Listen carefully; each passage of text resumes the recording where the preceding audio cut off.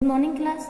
श्री रिटन चौधरी महाविद्यालय से मैं आज आपके सामने बीए फर्स्ट ईयर का जो हमारा नेक्स्ट टॉपिक है, आज हम उसे डिस्कस करने वाले हैं, जो है फॉरगेटिंग। ठीक है, तो फॉरगेटिंग को जैसे आप जानते हैं, जैसे हम लोग मेमोरीज बनाते हैं, तो जैसे हमारी मेमोरीज होती हैं जिसमें हम नई नई चीज़ों को याद करते हैं, वो हमारी होती है स्मृति। ठीक है, और स्मृति बनाने के बाद हम भूलते भी हैं, है ना। ऐसा तो है नहीं है कि अगर आपने कोई एक स्मृति एक बार बना ली तो आप दोबारा उसको बिल्कुल अमर होगी, वो आप कभी खत्म नहीं होगी, होती है, खत्म भी होती है। ठीक है, तो दोनों ही फॉर्मेट चलते हैं। ये जो आपका थ्योरी की अगर हम बात करें कि फॉरगेटिंग किसने प्रेजेंट की है, तो फॉरगेटिंग जो है वो अपने यानी कि हरमन एबिंगहॉस ने दी थी। फॉरगेटिंग किसने दी थी? हरमन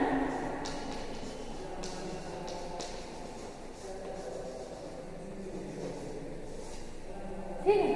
तो फॉरगेटिंग का जो मतलब स्टार्ट है वो किसने किया था? हरमन एबिंगहॉस ने। वैसे तो एबिंगहॉस मेमोरी को डिफाइन करना चाहते थे, उनका मेन टारगेट मेमोरी को डिफाइन करने वाला था कि मेमोरी क्या होती है, कैसे बनती है, क्या क्या चीज़ें अपना प्रभाव डालती है मेमोरी पर।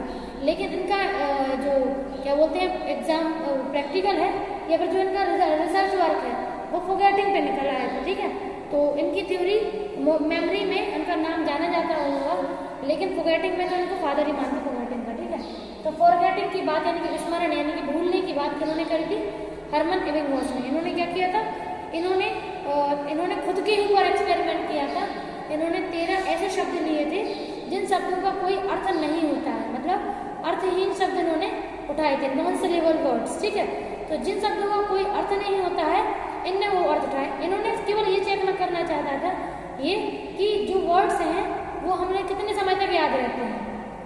ठीक है, इसीलिए इन्होंने अर्थहीन लिए थे। क्यों?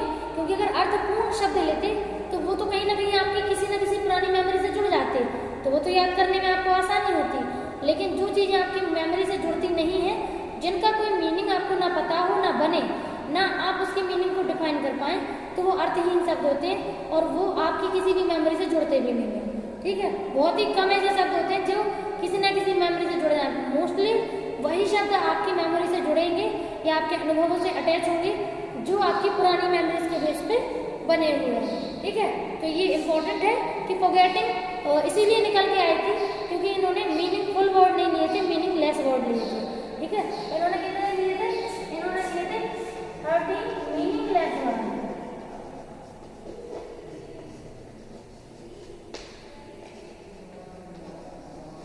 ठीक है, इन्होंने 13 मीनिंगलेस वर्ड्स की बात की थी। इनका कहना ये था कि अगर हम लोग मीनिंगलेस वर्ड लेते हैं तो हम ओरिजिनल कैपेसिटी माप सकते हैं कि व्यक्ति को कितने समय में कितनी चीज़ें याद हैं। ठीक है, तो ये होता है। लेकिन इसके बाद इन्होंने ये क्लिक हो गया कह रहे इतना परसेंट तो हम भूल रहे हैं, यानी कि इतना तो हमें याद भी नहीं आ रहा। तो भूलने वाली इनकी चीज़ें ज़्यादा हावी थी नॉन सिलेबल वर्ड्स पे। ठीक है, तो ये है, तो मीनिंगलेस वर्ड्स को लेकर चले थे, जैसा कि इसमें आपको सामने मेंशन हो ही रहा है, इसमें दिख ही रहा है आपको कि जो भी इसमें है, इसमें देखिए अगर जब उन्होंने 13 वर्डों को याद किया होगा तो उन 13 वर्डों में से 20 मिनट बाद, तुरंत 20 मिनट बाद उन्होंने जब चेक किया कि उन्हें कितने शब्द याद हैं, तो उसका केवल 58.2% मटेरियल याद था। उन्हें 58.2% मटेरियल उनको याद था। ठीक है, अगली बात करते हैं हम 1 घंटे की। ठीक है, तो 1 घंटे बाद उन्हें कितना याद था? 1 घंटे बाद उनका 44.2% मटेरियल उनको याद था। ठीक है, तो ये भी है 44.2% मटेरियल उनको लर्न था। ठीक है, नेक्स्ट है 8 से 9 घंटे में उनको, मतलब 8 से 9 घंटे बाद जब उन्होंने चेक किया तो उन्हें कितना याद था? 35.8%। ठीक है, तो ये भी है। देखिए अगला है 24 घंटे में। आप एक दिन की बात कर रहे हैं कि एक दिन में कितना याद था? 36.7। ठीक है, तो 36.7% मटेरियल उनको लर्न था। अब 2 दिन की बात करते हैं, तो 2 दिन में फिर 10% घट गया। ठीक है, तो यानी कि 27.8 ही बचा। ठीक है, और 6 घंटे बाद 6 दिन बाद क्या बचा? 25.4, यानी कि और ही कम हो गया 6 दिन बाद। इसमें ज़्यादा दिन हो गया नहीं था, इसलिए कम। और उसके बाद जब उन्होंने देखा कि 1 महीने बाद उन्हें केवल 100% मेमोरी का केवल 21% याद था, 21.1%। तो सोचिए 1 महीने बाद इतना असर हुआ वर्ड्स पे कि उन्हें केवल 21% ही उनका 100% वर्ड्स में से याद था। ठीक है, उनका जो वर्ड्स है वो। ठीक है, अब हम बात करते हैं डेफिनेशन की, तो आपको इनका समझ में तो आ ही गया होगा बात कि जो फॉरगेटिंग है वो एबिंगहॉस ने प्रेजेंट की थी, ठीक है। और इन्होंने पूरा एक 13 नॉन सिलेबल वर्ड्स को उठा करके लर्न करा और ये देखा कि हम लोग 1 महीने में हमारे ब्रेन में कितने % मेमोरी बचती है, ठीक है, जब अगर हम रिवाइज नहीं करते हैं तो, ठीक है। अब बात करते हैं रेवर की डेफिनेशन की। तो डेफिनेशन में पहली डेफिनेशन है रेवर की। इनका कहना है पहले जो कुछ भी सीखा जाता है जब हम उसे दोबारा से देखने पर पहचान सकते हैं, उसके बारे में बता सकते हैं और उसे दोहरा सकते हैं। तो इसका मतलब क्या है? इसका मतलब ये है कि आपको वो चीज़ें क्या होगी, मतलब पहचान सकते हैं तो याद है, लेकिन अगर पहचान नहीं सकते हैं बाद में तो वो आपको क्या हो गई है, विस्मरण हो गई है, भूल गए हैं आप उन मेमोरीज को, ठीक है। तो जो भी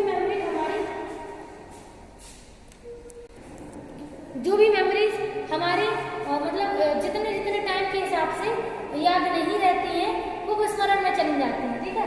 तो रेवर का कहना है कि जो भी चीज़ें हम लोग पहले याद करते हैं और बहुत समय गुजरने के बाद हमें वो बिल्कुल याद नहीं रहती, हम पहचान नहीं पाते उनको, ठीक है, हम बता ही नहीं पाते कि हमें क्या याद करना था। तो ये इसका मतलब क्या है? इसका मतलब ये है कि हम बहुत सारी चीज़ें क्या हो चुकी हैं, भूल चुके हैं, ठीक है। नेक्स्ट है चैपलिन के अकॉर्डिंग 1975 में डेफिनेशन दी थी इन्होंने, ठीक है। तो चैपलिन का कहना है कि जितने भी हम लोग मीनिंगलेस वर्ड्स लर्न करते हैं उन्हें दोहराने की कोशिश करते हैं, वो एक समय के बाद धीमे धीमे धुंधली पड़ने लगती हैं। तो धुंधला पड़ना मतलब वो चीज़ें आपको अब याद नहीं है, आप उन्हें क्या कर चुके हैं, भूल चुके हैं। अगली डेफिनेशन है फ्रॉइड के अकॉर्डिंग, ठीक है। तो इनका कहना है कि जो भी स्मृतियाँ हम अपने अनुभवों से बनाते हैं, जितना भी हमारा एक्सपीरियंस हमें प्लस होता है, ठीक है, और जब वो स्मृतियाँ हमारे अनुभव में जुड़ती हैं तो वो चीज़ें हमें लंबे समय तक याद रहती हैं, लेकिन अगर अनुभव से ना जुड़े तो वो चीज़ें हमें लंबे समय तक याद नहीं रहेंगी, ठीक है। नेक्स्ट आपका आखिरी डेफिनेशन है मन के अकॉर्डिंग 1966। इनका कहना है कि जितना जो कुछ भी हमारा किसी भी मटेरियल से जुड़ा हुआ होता है तो वो तो हमें मीनिंगफुल फॉर्म में लर्न होता है, लेकिन जो मटेरियल से अटैच नहीं होता है वो हमें लर्न नहीं होता है, ठीक है। तो ये इंपॉर्टेंट है। तो ये सारी चीज़ें क्या है, ये अपन की विस्मरण और मेमोरी दोनों में अपन देख सकते हैं। अगर वो मटेरियल अनुभव से जुड़ा है तो याद रहेगा, लेकिन अगर नहीं जुड़ा है तो भूल जाएंगे, ठीक है। अब बात करते हैं विस्मरण के कारण की, ठीक है। तो कारण क्या है विस्मरण के, फॉरगेटिंग के क्या क्या रीजन है? तो पहला है विषय का स्वरूप। तो जैसे कि आप जानते हैं, आपको अगर कोई सब्जेक्ट पसंद है, यानी कि विषय आपको बिल्कुल बहुत ज़्यादा पसंद है, यानी कि उसकी प्रकृति आपको, जैसे कुछ बच्चों को साइंस पसंद होता है, किसी को आर्ट पसंद, किसी को कॉमर्स, यानी कि नंबर से खेलने का शौक होता है। तो यानी कि जिसको जो विषय पसंद होता है वो उसी विषय में अपना नेचर इंटरेस्ट लेता है। क्यों लेता है? क्योंकि हमारा इंटरेस्ट उस विषय के नेचर पर डिपेंड करता है। अगर हमें आर्ट पसंद होगी तो हम कितनी भी कोशिश कर लें, हमें साइंस का नेचर पसंद नहीं आएगा, लेकिन अगर हमें साइंस पसंद होगी तो आर्ट पसंद नहीं आएगी। क्यों? क्योंकि वो जो सब्जेक्ट है हमारा, उस सब्जेक्ट का नेचर ऐसा है कि जो नेचर हमें अपनी ओर अट्रैक्ट कर रहा है। तो अब अगर नेचर अच्छा नहीं हुआ या आपको पसंद नहीं आएगा, नेचर मान लीजिए अपनी जगह सही है, लेकिन अगर वो आपको अट्रैक्ट नहीं कर पा रहा है तो यानी कि आपको उसका नेचर बिल्कुल भी समझ में नहीं आ रहा है। अगला है आपका सीखने की मात्रा। तो ये तो आप भी जानते हैं बहुत अच्छे से कि अगर हम लोग बहुत सारा मटेरियल, यानी कि अनलिमिटेड मटेरियल एक साथ लर्न करने की कोशिश करेंगे तो याद नहीं होगा, ठीक है, यानी कि हम भूल जाएंगे। तो अगर सीखने की मात्रा बहुत ज़्यादा है, मतलब बहुत ज़्यादा क्वांटिटी मटेरियल को हम सीख रहे हैं तो जल्दी भूल जाएंगे। इसमें तो फिर आप पकड़ के रख ही नहीं सकते उस मटेरियल को, कुछ भी कर लो नहीं याद रहेगा। अगला है सीखने की गति। तो ये भी इम्पोर्टेंट करता है। अगर जो मटेरियल आपको 10 दिनों में याद करना चाहिए और आप उसे 1 या 2 दिन में याद कर रहे हैं तो यानी गति आपने दूसरी 10 गुना स्पीड उसकी बढ़ा दी या 5 गुना। तो अगर इतनी गुना स्पीड आप बढ़ा रहे हैं तो इसका मतलब क्या है कि आप उन चीज़ों को जल्दी लेने की कोशिश कर रहे हैं, और जल्दी लेने के चक्कर में बहुत सारा मटेरियल छूटता है और याद भी नहीं होता है। आप की पॉइंट तो ले लेंगे लेकिन पूरा मटेरियल आप अच्छे से समझ नहीं पाएंगे, क्योंकि टाइम ही नहीं आपके पास। तो गति आपने बढ़ा दी सीखने की।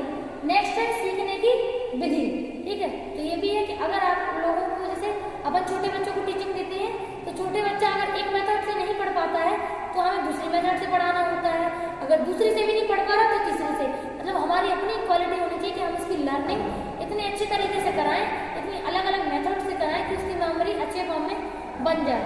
अगर मेमोरी नहीं बन रही है तो इसका मतलब क्या है? इसका मतलब ये है कि हमारी मेथड सही नहीं है, ठीक है। तो विस्मरण अगर हो रहा है तो मेथड का भी क्राइटेरिया पड़ता है। जैसे मान लो किसी बच्चे को आर्ट पसंद है और आप उसे साइंटिफिक फॉर्म में समझा रहे हैं तो उसे समझ में नहीं आएगा। आप उसे आर्ट से जोड़ के समझाइए, नॉर्मल लाइफ, डेली लाइफ से, प्रैक्टिकल लाइफ से, ठीक है, तो वो चीजें उसे समझ में आएंगी। अगला है आपका विषय की लंबाई, ये भी डिपेंड करता है।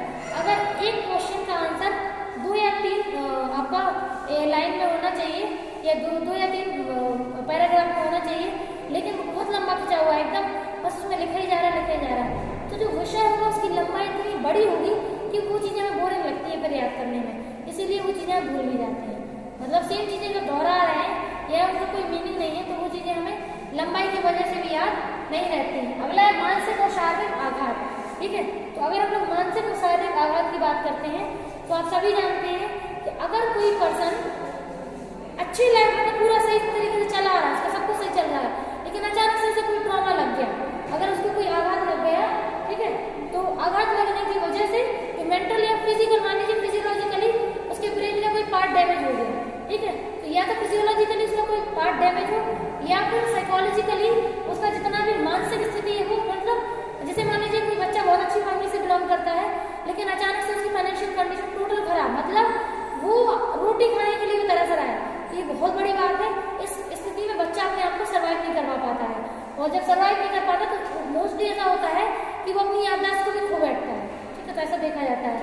और शारीरिक आघात तो आप जानते ही हैं, चाहे अपना कोई भी ब्रेन का पार्ट हो, ठीक है, अगर उसमें कोई भी डैमेज होता है तो ऑब्वियसली बिल्कुल बनी बात है कि उसको कोई ना कोई उसकी मेमोरी जाएगी ही, ठीक है। नेक्स्ट है संवेदनात्मक आघात और चिंता, तो ये भी इम्पोर्टेंट है कि जितनी प्रकार पर्सन की जो मतलब इमोशन है, अगर पर्सन इमोशनली बहुत ज्यादा हर्ट हो जाता है तो हर्ट होने की वजह से भी उनकी सेल्स पे इतना इम्पैक्ट पड़ता है कि वो अपनी पास्ट मेमोरीज भूल जाते हैं, ठीक है। नेक्स्ट है दमन, तो ये भी है कि जब आप अपने आसपास की बहुत सारी चीजों को टॉलरेट कर रहे हैं, बर्दाश्त कर रहे हैं, कोशिश कर रहे हैं आप उन चीजों को भूलने की, मतलब भूलने की नहीं, तो आप ये सोच रहे हैं कि हटाओ तो हटाओ तो हटाओ, तो मतलब आप उसे दमन कर रहे हैं, आप उसे दबाने की कोशिश कर रहे हैं, और जब उन चीजों को दबाते हैं तो वो चीजें या तो आप भूल ही जाते हैं या फिर वो मिलजुल के बहुत बड़े रूप में निकल के आती हैं। नेक्स्ट है प्रत्याहरण न करने की इच्छा, अब कुछ लोगों को कुछ चीजें दोहराने की इच्छा ही नहीं होती है, अरे वो सोचता है ठीक है याद कर लिया, बस रहने दो, याद रहेगा जितना भी है, तो जब कोई पर्सन बार बार रिकॉल नहीं करेगा तो वो चीजें जल्दी भूल जाएगा। नेक्स्ट है गलत मानसिक वृत्ति, ये चीज आप सभी समझते हैं कि हर एक पर्सन अलग अलग कल्चर से बिलोंग करता है, अलग अलग उसकी कम्युनिटी होती है, उसकी रीति रिवाज, उसके मूल्य अलग अलग होते हैं, ठीक है, तो उसका इम्पैक्ट पर्सन की मेमोरी में बनता है, बिल्कुल। क्यों? क्योंकि आसपास के लोग जो उसे सिखाएंगे, जो वो सोचेगा या देखेगा, उसके माँ बाप जो कुछ भी उसे बताएंगे तो विश्वास के कारण वो उन चीजों को सीख लेगा, और जब सीखेगा तो वो सेट क्या होंगे, जो गलत सेट बन रहे हैं, जो उसके मानसिक सेट गलत बन रहे हैं, तो वो चीजें और चीजों को भुलाने की कोशिश करेंगे जो पॉजिटिव है। और लास्ट है आपका सार्थकता, तो अगर मटेरियल सार्थक है तो याद रहेगा, लेकिन अगर मटेरियल में कोई भी मीनिंग नहीं है, यानी कि मीनिंग लेस है, वो आपकी लाइफ से नहीं जुड़ रहा है, तो वो आपको याद नहीं होगा, ठीक है। Okay, thank you.